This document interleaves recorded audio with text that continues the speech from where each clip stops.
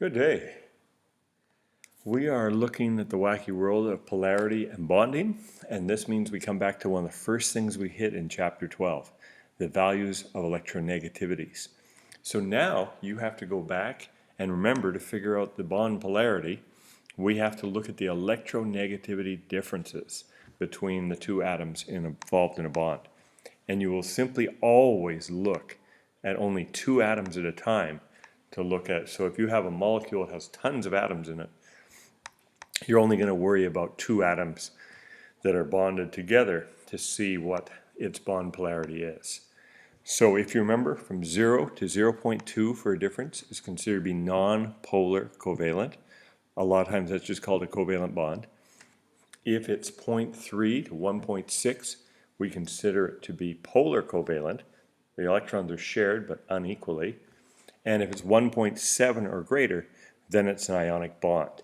And most of the things you'll encounter in this section will be either non-polar covalent or polar covalent.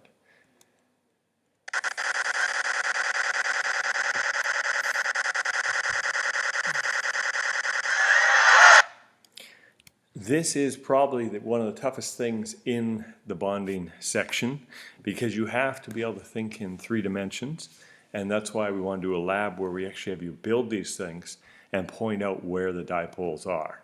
It's a lot easier if you have a molecular model in front of you rather than just a drawing on a piece of paper.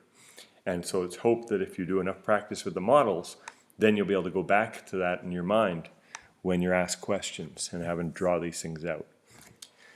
So if all the bonds are non-polar and we have a parent shape, and parent shape means there's no E anywhere when we do our A's, X's. So that means we're looking AX, AX2, AX3, AX4, AX5, AX6.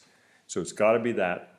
And then if all the bonds are non-polar, then that means there's no chance of the molecule being polar.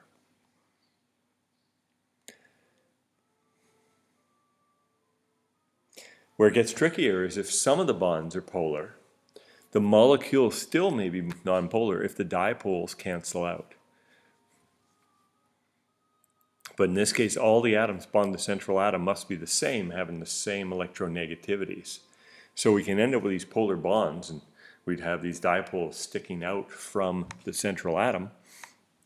But overall, they would be able to cancel out. And again, it says must be a parent shape. Again, very confusing. It'll be a lot easier once we do lab and have some examples. So here we have our linear, that's AX. Then we have our even AX2, AX3, AX4, AX5, and AX6.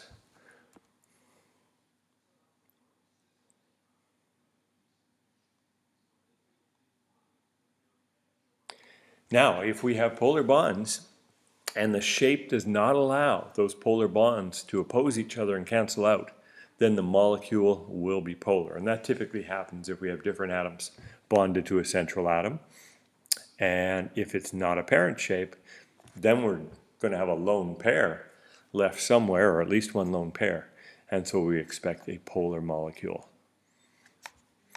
So confusing stuff, and as we do examples, it should become a little easier to deal with.